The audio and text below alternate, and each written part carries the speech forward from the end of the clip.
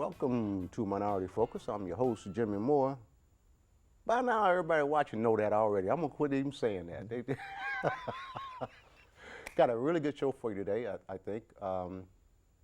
The person who began this show, Frank Brown, who was the Human Rights Commissioner back in the day, blessed this area with a son who now functions in a wonderful, worthwhile, helpful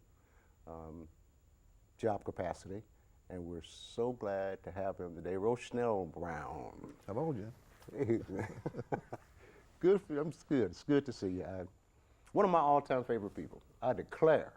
And you didn't pay me nothing to say that, did you? How you doing, man? I'm doing very well, thank you. That's great. That's great. I knew that before I even asked. You know, I've never known or seen you at a time when you wasn't. Well, Really haven't. I know you're.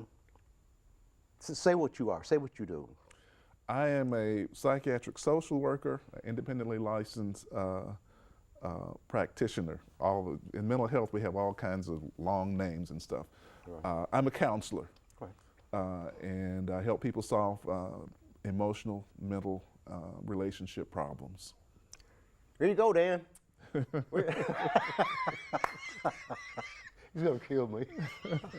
That's an awesome undertaking. Anytime you start dealing with people's minds, I know it's a pretty heavy thing. I know you're a college graduate. I know you've done studies and what have you. Tell me something a little bit about your background there. Well, my undergraduate, my first 4 years of college were at Murray State University, and graduated there, and then I worked a couple of years and had some friends a little bit older than I who worked in mental health at the mental health center, and they encouraged me. Actually, they helped me get a job with Four Rivers, and once I was in that job, then they decided you need to have your master's degree. And so they encouraged me to register, and I went to U of L, went to University of Louisville, Kent School of Social Work in 1980. It's a 2-year program, and at that time they had an advanced standing. In other words, I'd worked in the field. I had an undergraduate in social work and had worked in the field. And that allowed me to waive the first year because it was classes that would prepare you for that. Right. So I actually got to do a 2-year program in 1 year. And that was 1979 to 1980. Right. Got my master's degree. And then a few years later than that, got my independent practice license. Okay, what you do, part of it's about drugs and alcohol, about recovery. I understand that. But substance abuse. It's like, I'm thinking, the program of recovery, whatever that is, what you do is deeper into it than... Actually, no. My involvement in it is kind of that early stages, in early stages of treatment, and a person might get deeper with that. Actually, my being in substance abuse was one of those, you go into it kicking and screaming. I'd been in mental health for many years, and had my niche, knew what I was doing in that. And a few years ago, my boss called me up and said, "Roche, we need you over at our Mayfield office." And I thought, well, now I've got to travel half hour to go to work and all. Right. And well, we need you to be involved in our substance abuse program. Okay. And I recalled that I had successfully managed to avoid that for about 20 years. Right. And here there was no avoiding. The boss says, "We need you there." And she was very encouraging, said, "Roche, you've got the skills, you've got the knowledge, you've got history, you can do this, you just don't know it yet." Right. And I was able to simply accept that attitude and went over into the program, was very well accepted there. That's just a wonderful office at the Fuller Center there on Cuba Road in Mayfield. Just a wonderful staff, and they welcomed me in, and I've been there 8 years now, and they still treat me like I'm just coming there. Welcome. I love it there. But I managed to, I got involved in the program, and then I began to recognize my niche, what I have to bring to the table. And that was, my training in behaviors, my understanding of behaviors, and helping people develop and work relationships, helping people understand themselves and make distinctions between behaviors that work for them in getting needs met and behaviors that are working against them. And well, substance use is a behavior. And there are patterns to that. So I realized I don't have to be a user. I've never used drugs. I don't have to be a user to be able to help someone deal with the problems that come from using. That's something I've always heard, that people who haven't experienced the problem are incapable of giving the best to people who have. I know that's not a fact, Yeah. A common sense that people have says, you ain't never drank, how you gonna tell me anything about not drinking and what have you? But I understand that it is a behavioral issue. I asked somebody a couple of days ago, what about those people whose lives are perfect? Perfect mother, perfect father, perfect home life, the whole 9 yards, that choose to drink or do a drug and become addicted to it. Are those people rare, would you say? No. No? No, that's not rare. That's not rare. Well, I thought everybody had some kind of approach. You hate your mama or something. No. People have problems. People have always had problems. The first people had problems. Okay. So people have always had problems. Some of us are very expert in making it appear that we don't. Yeah. And some of us just aren't around them when they're having it. But people have problems. And it's not uncommon for people who have what we call perfect life. Nobody has them, but what we call a perfect life. More of those people than you would imagine have severe problems in their life. Medical, social, behavioral, all kinds, financial. And so you just can't say, because that person appears to have a perfect life, that they don't have problems. I've got a friend that I reassociated with after 40 years. And I called him one day and he said, we did how are you doing and whatever. And when he asked me, I said, I'm doing good, Gerald. My life is peaceful, and happy. And he said, you're living behind a facade. So either I was telling the truth or he knew something. My first thought was, you're unhappy, not willing to accept this. But that's a fact. Most people have something going on from either today or from their past or that they haven't looked at, haven't seen, Is that what you do? Do you bring them to, you help them to look at these things that may be a cause for Yes, yeah, depending on where they are. People come for help for many reasons. Some people recognize, my life is a mess, or this part of my life is a mess. I need some help. They can help me there. Some people come kicking and screaming. The judge is going to put me in prison if I don't show up. And so the approach that you take to addressing problems depends on the individual and where they are. And so this person comes in, the court sends them, someone is forcing them. My wife says, I've got to come or she's going to leave me. I really don't have any problems, but my wife, right. Well, then you have a problem. You have a wife who's disagreeing with you and your marriage is at risk. You've got a problem. Exactly. So we start there. The judge sends me, the judge thinks I've got a drug problem. I don't have a drug problem. I can quit whenever I want. I only use when I want to. And, well, actually, you do have a problem. If you don't come here, you're going to prison. Right. And you want to go to prison? No, that's why I'm here. Then you have a problem. Right. I read somewhere once that it's supposed to be funny. An alcoholic was asked, why do you drink too much? And he said, to solve my problems. And they said, well, what's your problems? And he said, I drink too much. And that's how a lot of people can escape from it. If they can get it somewhere where it doesn't have to be, nothing has to be addressed, they'll leave it there. And who doesn't want that? Yeah. Who doesn't want escape from their problems? This is something I learned about actually, it's probably the first thing I learned when I came into the substance abuse treatment. I was fortunate enough that within the first month, a guy who's no longer with us, who was head of the substance treatment department, did a course called Substance Abuse 101, I think. And I had been looking for information for a few years about brain chemistry, about what happens in learning, what happens with the neural pathways and all that, and hadn't found much information. And when I went to this training, again, not really wanting to, but it was required, and I got there, and Dick Lovell was the guy's name, and sure enough, he was training on the effect of substances in the brain, how it affected the neural pathways, how it affected decision making. Actually talked about why people keep drinking and keep using when they know it's destroying their life. My mindset had been, as it is with many folks, stop doing that. Right. You know, you're burning up my money, my tax money, you're destroying families, you're hurting people in car wrecks. Stop doing that.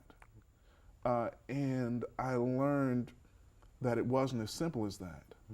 And because I was able to talk with people, again, because what I bring to the table in talking and understanding people and hearing people, as well as getting this information from him, I began to recognize that there are people who will use to their destruction who hate doing it. There are people who will use drugs to their destruction who sincerely do not want to hurt the people that they love. And so the question, why? Why do you do it then? Well, Dick began to teach us, and the science is there now. And that's what had, over the years, with the new advances in science and being able to study the brain and that. Right. Addiction and chemical dependency is not a matter of choice. Right. You know, we choose behaviors, but addiction is not a matter of choice. We have a chemical predisposition to it. I described it like this, and it seems to work. There's a spot on your brain. If you have addiction potential, there's a spot on your brain. This is not scientific, okay? But this is the way I describe it, and people have indicated that they understand that. There's a spot on your brain that loves a particular substance: cocaine, alcohol, marijuana, whatever it is. And that spot is dormant. It's just there as long as you never use. You never know it's there.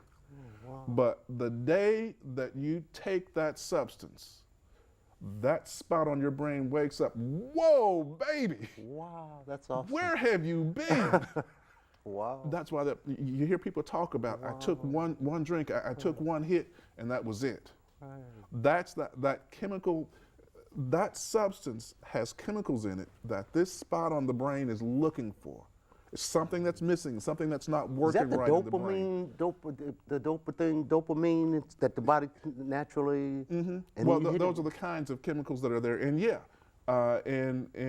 this substance you're using may stimulate dopamine production. It may stimulate any one of those hormones. Somebody told me once that cocaine kicks off all the pleasure senses in the body.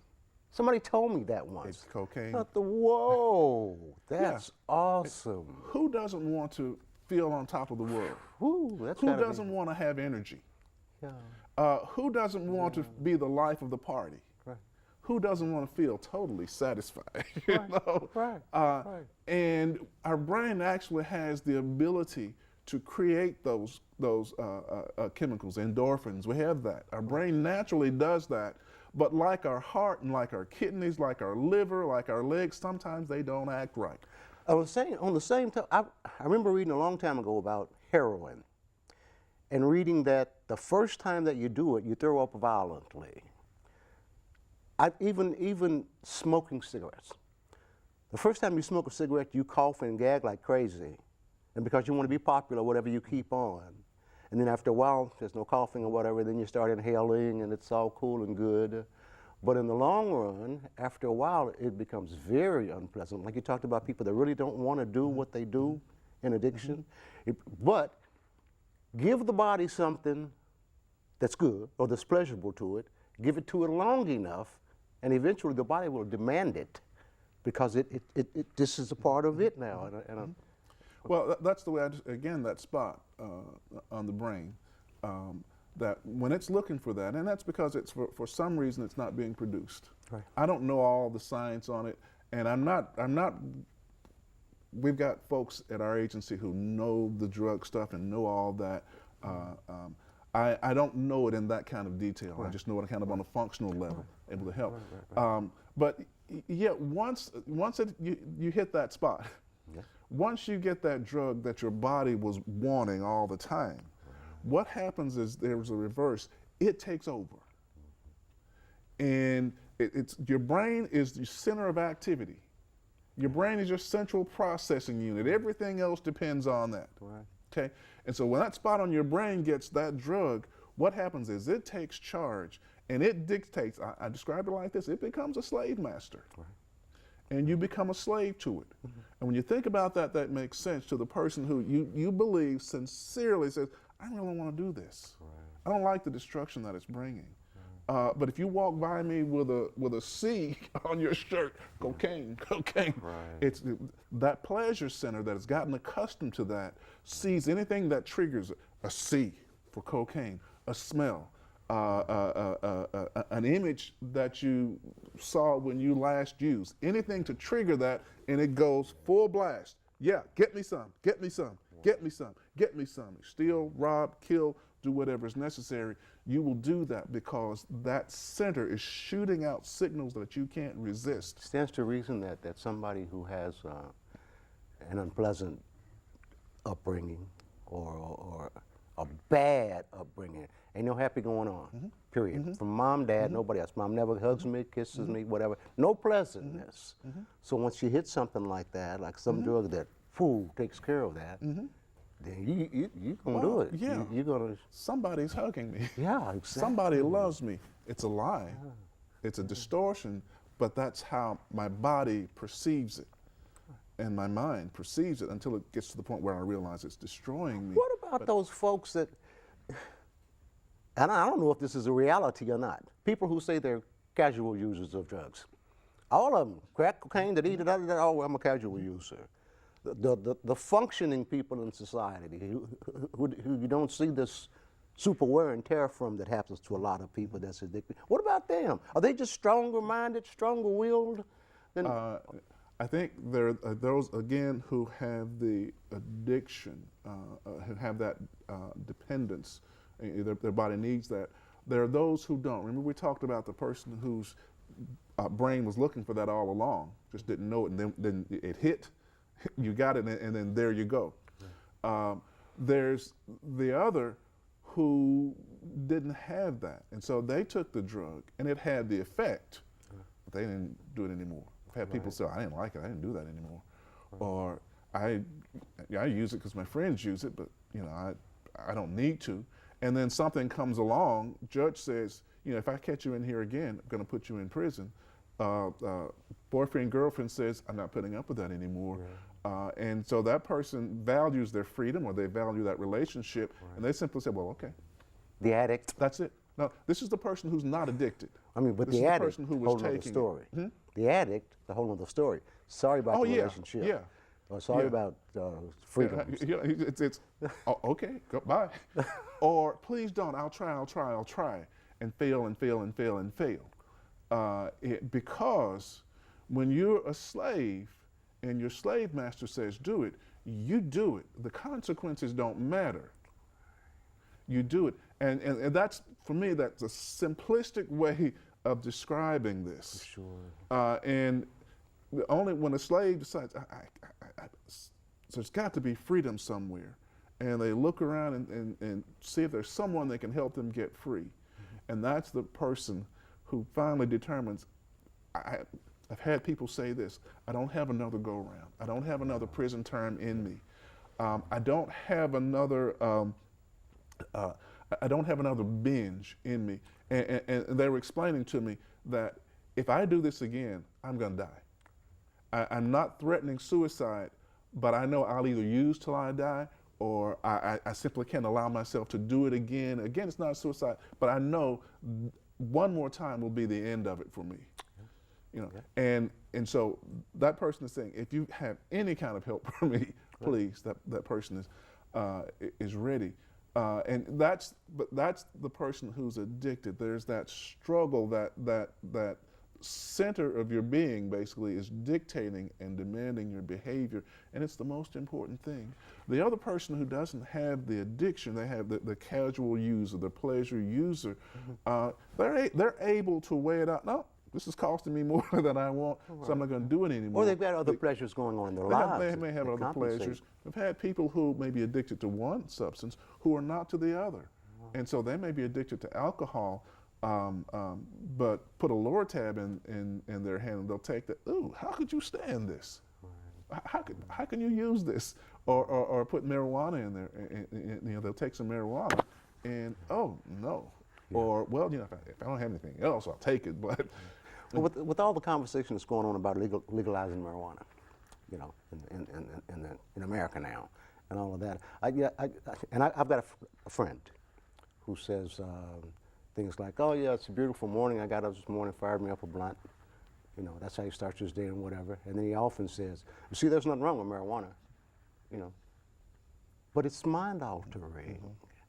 It's mind altering, and people don't even want to acknowledge that. It means you change from what you are. You move to somewhere in your being that's not normal, or you wouldn't do anything to go to there. Now, of course, you got those people. Well, my eyes are bad. Well, I got this pain down here. The doctor told me this will help it. They're experiencing something. I'm glad it helps. And I will promote it to help people like that. But something else is going on. You smoke marijuana, you get high. But Jimmie, we understand this about behavior is that we don't have any sustained behavior that doesn't bring some benefit. Any behavior that is repeated is bringing some benefit. It's just our nature. If it's not bringing benefit, we tend to cast it off. Right. And so if I'm using, for whatever reason, I may not have to, I may not be dependent on it, but if I'm using it, it's bringing me some kind of benefit. Right. Nobody takes the psychiatric medicines that we do. These are powerful psychiatric medicines that stop hallucinations and that affect deep black hole kind of depression. These are powerful medications. They are because on the commercials you hear them reciting all these side effects and stuff. Right. They do wonderful things, but they have effects. They're powerful, and so they have to be balanced. And we often recognize that a psychiatric medicine will help when a person is telling us when they smoke the marijuana, when they take the cocaine, their mood changes for the better. They're able to function. I can't do my job unless I'm taking the marijuana, unless if I'm so agitated that I'm going to rip somebody or something up when I take the marijuana. I'm cool, I'm calm, I'm comfortable, and I can do what I need to do. But this isn't right. Something's wrong with this. Well, that gives us an indication there's a medication that may do that same thing. And I've seen many people stop using. When we've gotten that understanding, we put a medication that does the same thing. Still powerful, either way powerful, but this legal medication, it's managed, we're watching it, we know the side effects, and we're watching for that. And trying to help you. If any of those side effects start, we can try to help you deal with that. If the legalization of marijuana, I've heard so many cases where a person will say they committed this crime, this heinous crime, we're talking murder and stuff, cutting people up, stabbing them 50 times and all that, because they were high on marijuana. I've heard that. And if a judge will punish somebody for that or lessen their sentence for that, that's what defense attorneys try to do because of this marijuana. Let's say something about it right there. It affects different people different kinds of ways. When I smoked it back in the day, it had a totally opposite effect on me. Killed my appetite, killed it. I could not sleep, and sex was out of the question. Where I've heard from the vast majority of people I know who've smoked it, it's opposite in most cases. So you never know which way it's going to go, and they ain't checked all that out yet. They just said, "Hey, it didn't hurt nobody. Go ahead," and that's you can't believe everything you hear and only half of what you see, Man, I wish we had another half hour. I do. I'm learning some stuff. Do you get occasion to talk to groups of people other than in your job capacity about what you do? Yeah. Yeah, from time to time, someone I've sometimes had church group, or sometimes some of the other agencies may ask me to come, and it's usually when it's about these things, but I just consider it as part of the job and as kind of advancing what we do, getting the name of our company out there. Yeah. But yeah, in one way or the other, I often will do that. Right. I'm thinking as you're speaking about maybe a time when you could put together something like and especially aim it at kids or younger people, and maybe even have a couple of young people, talk about it. Yeah, actually, we have a whole department that can do that far better than me, far better than I. Yeah, our prevention department. Yeah, great. Works with young, and then we have we have therapists who do individual or group therapists who do it specifically and especially with children and adolescents. Right. They're far more capable of doing that. Rochanel, thanks, man. Oh man, you're welcome. Thanks for coming. Thank you for having me. Sorry you have to go so soon. I know your father will be so pleased. You said you were on some time ago, and I don't remember. You don't remember when it was. Apparently too long ago. But I won't forget this. Okay. You shall return. I'd be glad to, Jim. All right. For Minority Focus, I'm Jimmie Moore.